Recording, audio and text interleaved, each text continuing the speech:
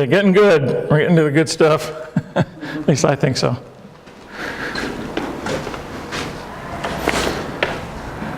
Okay, let me turn this off.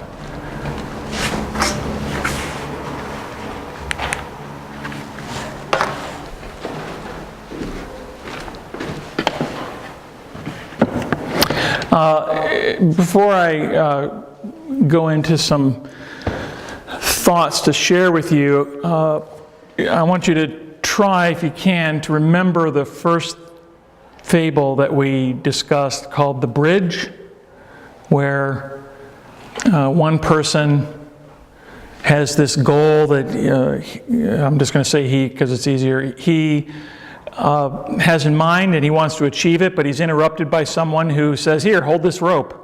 And he jumps over, the guy says, hold the rope, and jumps over the bridge, and the other one's left holding the rope, trying to decide what to do and why is this happening and that kind of thing. And another way to look at that is that the person who says, here, take my rope, is sabotaging. Not that that person is thinking about sabotaging, okay, but it just is sabotaging the other person's pursuit of the goal, of his or her goal. And Ed Friedman wrote that those who have boundary confusion, those are the victim, the enablers, the narcissists that we talked about on the first class, and in general, just the dependent people, they often react to those who have a well-defined sense of who they are. They have a well-defined sense of their goals, and they are in the pursuit of those goals, and they react to them and Friedman says, it's almost as though they experience part of their own self being ripped away. The sabotage is unthinking, and it's automatic. It's like a twitch. And the goal is to reestablish the status quo. So this is what happens when, true story. So I'm on a bike ride with some friends of mine, and one of them is a recovering alcoholic. He's been sober for a long time. And offhandedly, he said, I was a drunk for my whole first marriage, and then I got sober, and then my wife left me. And I said, you know what? That's actually more common than you think. Because by getting sober, he's changed the rules of the relationship. He's changed the way it functions.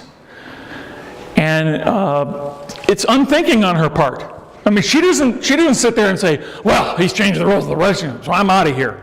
It's just what Friedman says. It's unthinking, and it's automatic. Something has happened. Or a couple's married for, a long time. They raise their kids, and the kids leave the nest. And one of them decides, I'm going to go back to school. Get a job. The other one's threatened by it. Okay? So all kinds of examples. I texted I won't say he's my friend because I haven't seen him in over 20 years, but Brian, Mark Denton. Mark Denton played the doctor in the movie This Day Forward. And he's a guy who I knew in LA, a member of All Saints Beverly Hills. And he told me some of the backstory about how that movie came to be. Brian Eady is on the vestry.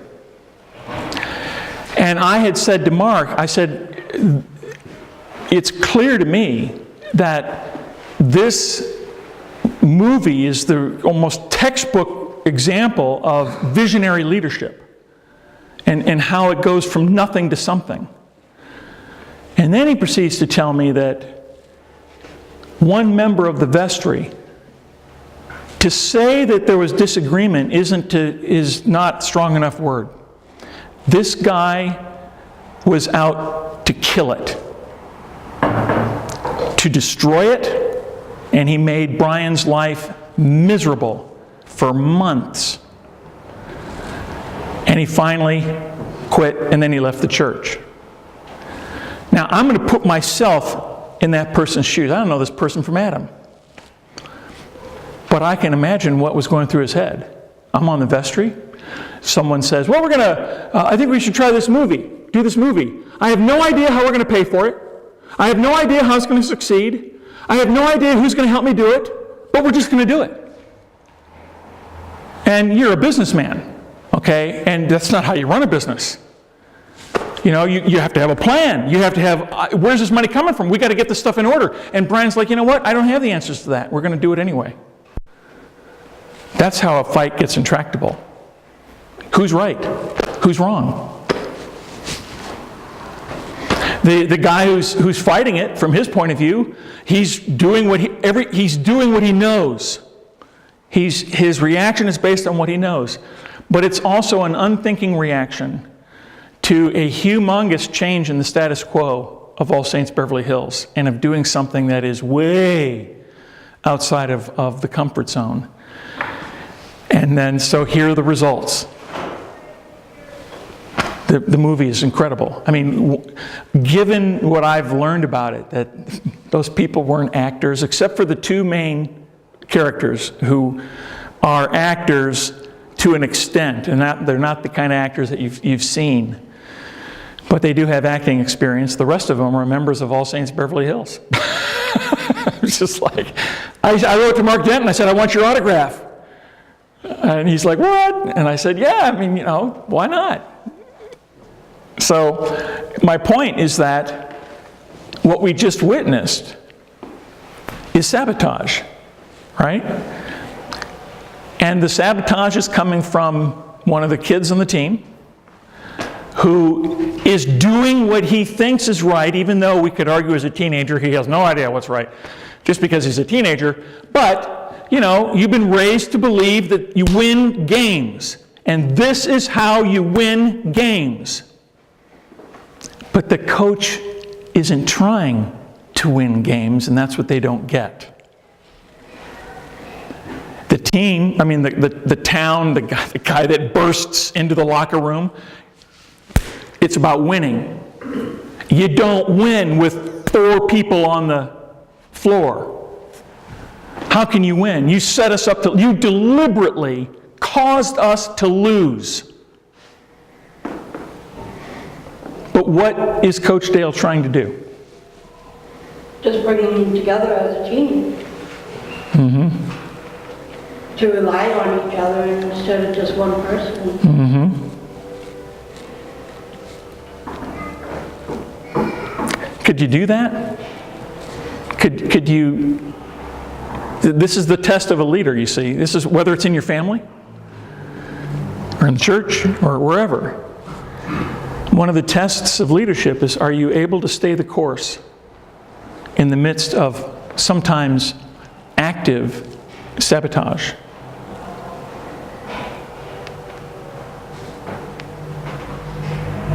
Well, yeah, sometimes you have to have everybody participate. And if you don't have a team. You have one person doing everything. Mm-hmm. And sometimes, I know from experience, sometimes you have only one person doing a job and everybody else is sitting around the table saying, oh yeah, that's a good idea. Mm-hmm. Your hands are like this, oh yeah, that's a good idea. Mm-hmm. Mm-hmm. But that happens, especially in churches. Well, it happens in we're familiar with churches because that's where we spend a lot of time, but it's certainly not unique to churches. It happens at Ford Motor Company as much as it does, you know. Yeah, it happens everywhere, but I'm more familiar with yes. churches. Yep. And think of the other things, think about other things that we've said and we've talked about, and like apply them here. Remember the fable, The Friendly Forest. Okay, the lion and the rabbit? And the lion's acting like a lion, and the rabbit is nervous that the lion is growling like it wants to eat him. And everyone else is saying, well, you should talk to the lion. You should reason with the lion. You just maybe you're doing something to make the lion act like he's acting. And so when I look at this, I'm thinking, I can imagine easily someone going to Coach Dale saying, you should be talking to the kids. You should be telling them what you're doing so that they understand. But is understanding the problem? As far as the movie's concerned, no, it's not. And reasoning with people is not going to reach the goal. It's only going to further sabotage it. Right now, they have to learn to listen to what he's saying, and do what he's telling them to do, because their mindset, he's trying to change their mindset. Because their mindset is win at all cost. And he's trying to get them to be a team. And there's no I in team. That's right. That's right. That's right. Teaching them as individuals as long as they're a team too. I'm sorry? He's teaching them to be their own person, but be a team. I see that. I think that's a good observation. Yeah, there's a kind of both and there. Of how do my goals, and how can I become a better person while being a part of this team? I think is very much a part of it. Did that other boy want to get the other one back in? Is that why he fouled out? No, I don't think he fouled out on purpose, but it set up a situation where they only had the number of people that they had on the team. It's a very small team to begin with. So they only have they have 6 people on the team. I thought he might have fouled out just so the other one... No, I don't think so. But then the other one jumped in based on the assumption you're supposed to have 5 on the court. But that's the wrong assumption, as far as the coach is concerned, because that's not what he's about. The coach is like... And the thing is that what Friedman says is, or he even asks, why do the dependent always call the shots? The Georges in the barbershop scene, or the kid on the court, or the policeman who comes in to breaks into the coach's locker room, or the locker room. And what I mean by calling the shots is that if they start to argue, you can't do it this way, and if you are going to do it this way, you have to convince us first, then it's never going to happen. You see what I'm saying? That's how the needy call the shots. The needy call the shots by saying, well, you need to do some teaching here. You need to do some, dialogue so that people understand where you're coming from. And so in the process of doing that, of course, the coach can't do what he's there to do. Because, and after all, it's reasonable, isn't it? Sound familiar? Friedman wrote this, as long as a leader is trying to change the followers, the dependent will retain control over the system. That's an interesting question we should ask. Is the coach trying to change the basketball players? When a leader is concentrating on where he or she is headed, the tables are turned. The dependent now feel the pressure. The need of the more dependent for a leader now encourages them to follow through because they now fear being left behind. I think we're going to see that played out. In this scenario, it is the leader who paradoxically sabotages the dependent. Because instead of trying ever harder to change others, instead the leader focuses on his or her own goals and is by default sabotaging the dependent's effort to change him or her. So let's think about that. Is Dale trying to change the boys? Or has Dale, by giving them freedom to quit, invited them to go on a journey? Which is different than trying to change them. What do you think? Give them a choice. It's a risky choice. What do you think?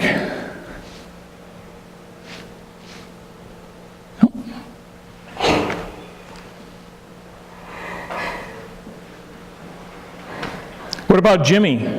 Was Dale trying to change Jimmy? No. And they went out and talked to each other on the dirt basketball court. He gave him a choice.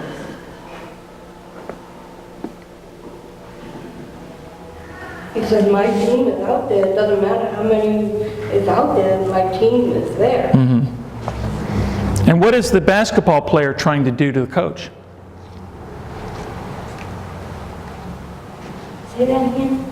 What is the basketball player who rebelled trying to do with the coach? Show him he knows better. Yeah. Yes, that's true. What would be another, what else is he trying to do? Usurp his authority. He's what? Usurp his authority. Usurp his authority. To change him. To make him align with the status quo. Coach, stop doing what you're doing and do it the way we've always done it. Go back to what we think is the goal. I don't think a 15-year-old does things like that. No, but remember I said it's unthinking. Yeah. It's unthinking. Win at all. It's not, this is not like malicious intent. No, it's win at all costs. Right. It's just, But in terms of relationally what's going on is there's one person who is resisting the change that the coach is initiating, or not the change, the goal. The coach has changed the purpose of the game. The purpose is no longer to win. The purpose is to create a team. They're not having this conversation, okay? Right? This is not, like you said, it's not malicious. It's not something that people are thinking about necessarily. All they know is that the coach is doing strange things, and it's causing the team to lose. So they're going to stop it. That's all they know. But it happens all the time. So it happens in the families. It's the same behavior when the alcoholic gets sober and the spouse suddenly leaves at that point. Because the nature of the relationship has changed. You get to a point where things are comfortable. Your sort of reason for the relationship is to take care of your alcoholic spouse or whatever. You fall into patterns of behavior and patterns of living that, while on the one hand may feel terrible and overwhelming, on the other hand become comfortable, believe it or not. And I'm telling you, it happens. It happens more frequently than you know, that someone gets healthy, and then the other person, that's it, I guess. It's kind of like, you don't need me anymore, but I don't even know if it's that well thought out. I'm not sure they even know necessarily why they feel a need to move on. Not everyone does, of course. Not everyone does.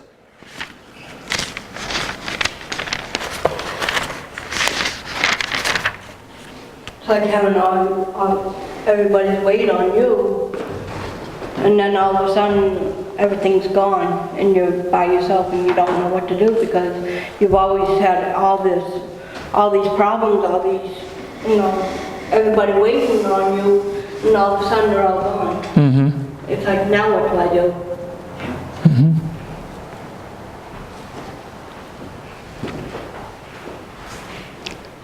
Thoughts? Sounds like Bill Belichick and bench Butler. I'm laughing only because of the Bill Belichick reference I don't really know much about. But that sounds like, is he that kind of coach? Oh, yeah. You think? He's got got a philosophy that's not really well published. You know what I mean? Like, he keeps a lot of it, I think, close to the belt. But it's the Patriot way, right? Yeah, And, you know, you fall in, or you right. don't, and you don't put up with people who don't. Yep. And, you know, it's worked. I mean, but, you know, your point about the code, I can't remember how you put it, but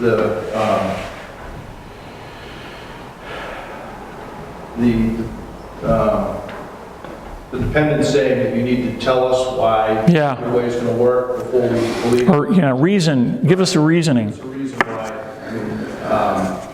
you know, sorry, go back to the Patriots, but in the context of the Patriots, it's sort of actions speak louder than words over years and years and years, and this guy, in our case, decades now. And I think that's kind of what it takes. So,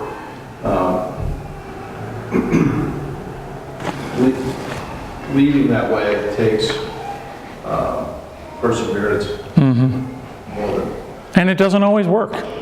I mean, a leader can be visionary, it doesn't mean it's going to work. and it's hard to know when. It is very hard. When do you pull the ejection handle, kind of thing, or bail out, pull your parachute, rip the ripcord.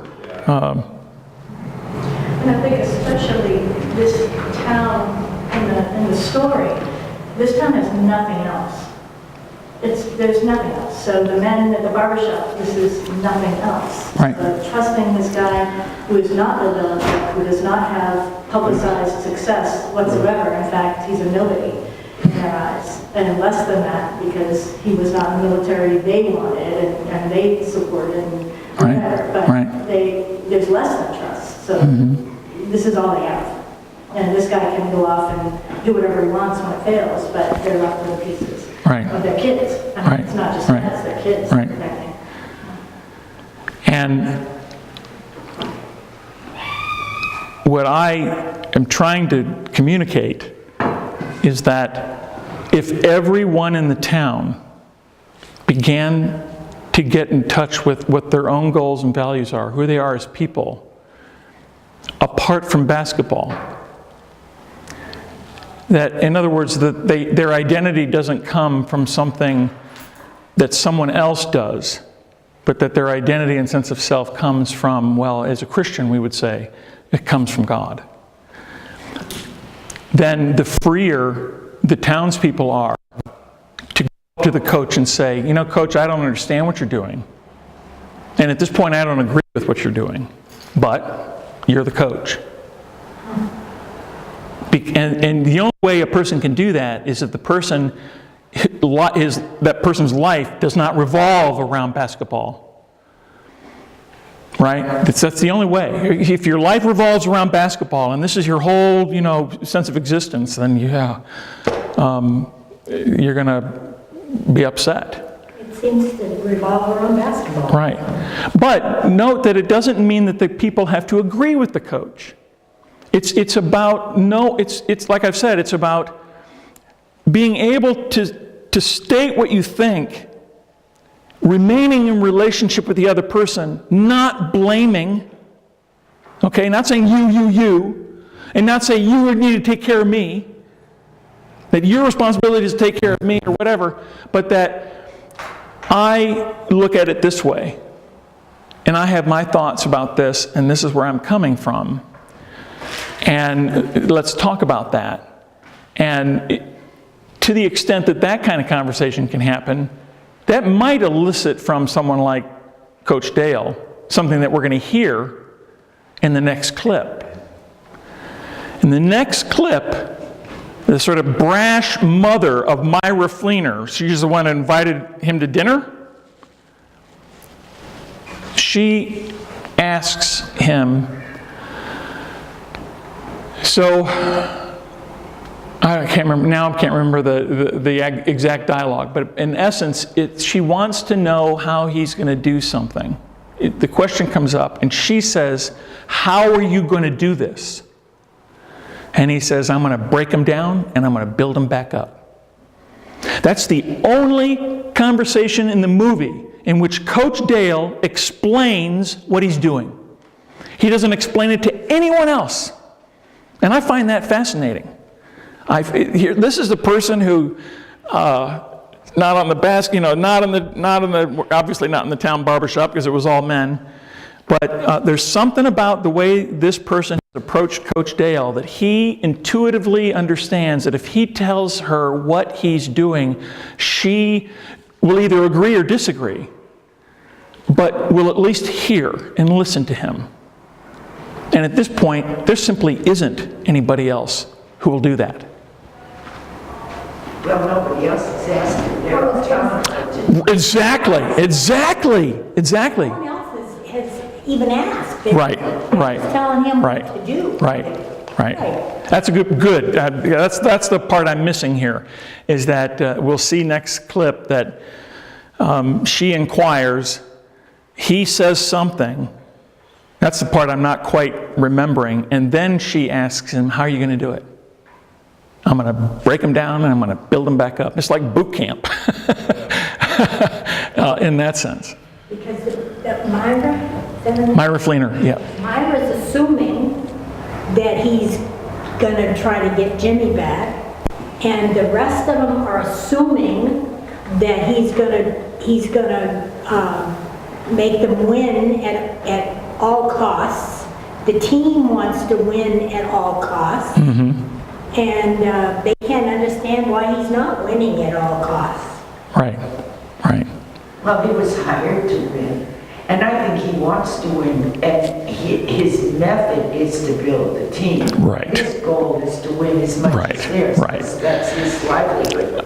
I agree. It's a secondary goal, but it definitely is a goal. I mean, the whole purpose of creating the team is to create the kind of team that really can win, not one that can just be mediocre. You know, what did they say in the barbershop? 17-10 last year, and blah blah blah. Well, I think you're right that the coach doesn't have 17-10 in mind. He has 27 in mind, and 0.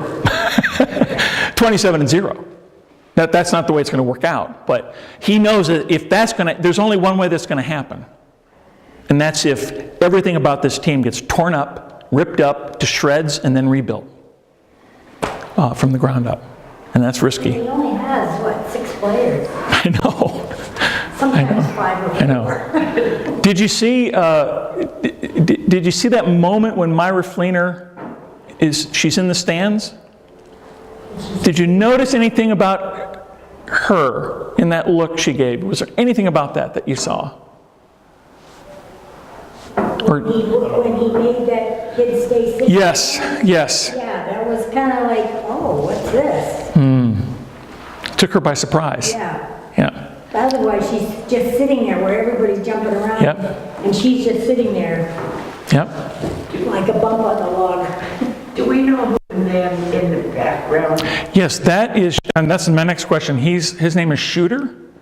That's Dennis Hopper, played by Dennis Hopper. He's the town drunk that we saw briefly. He's also the father of one of the players on the team.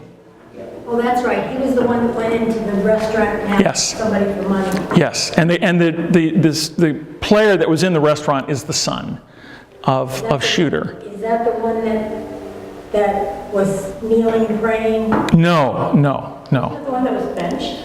No. Nope. It's David Niedorf. I mean, the son is played by David Niedorf. He's the only basketball player or actor who goes on. He's in Platoon briefly. You'll recognize him when you see him. But Shooter, it's not just like he laughs like he knows exactly what Coach Dale is doing. He gets it like that, and he's just like, doggone it, Good for you. And I think that's the town drunk gets it. And Myra Fleener, the light's beginning to dawn. She's not quite there yet, but she has seen something. All right, well, tell you what, we're going to end a little bit early today. In the movie, do we know why he's called Shooter? Yes, he's called Shooter because he explained, well, actually it was explained in the diner when he talks about this like great moment when he was in basketball and he like seconds left and he shoots out and he goes, and it was in and out, I got fouled, you know, kind of thing. But another reason why he might be called Shooter is he's a walking encyclopedia of everything about basketball. I mean, the guy knows everything. The problem is he's a drunk. He even knows how to coach, but he's a drunk. So he didn't make it. he didn't make it, but he's going to get a second chance. And it's interesting. There's some elements of the movie right now that I think begin to venture into the improbable. I find the relationship between Dale and Myra Fleener that develops improbable.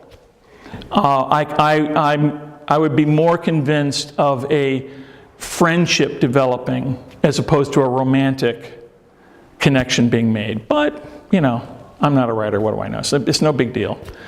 The thing with Shooter is Coach Dale gets him on the team as a coach.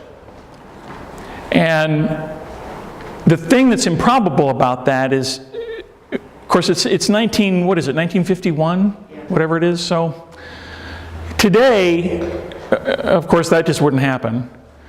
But the other part of it is that it's not as if giving him a second chance is going to heal him of his alcoholism. It isn't. Okay, helping him become a coach on the team isn't gonna like be some sort of miraculous thing. But maybe that's not what the coach has in mind. Maybe what the coach has in mind has more to do with Shooter and his son than it even has to do with Shooter and the basketball team. It's just one of those things about movies where you're just kind of left. There's all kinds of ways to interpret it. But it's interesting, and boy, oh boy, is it risky. People are already ticked off at the coach, okay? And now what does he do? He gets the town drunk and asks the town drunk to be an assistant coach. And, you know, the crucifixion is coming. Crucifixion is coming. They're starting to sharpen the knives. All right? All right, see you next week.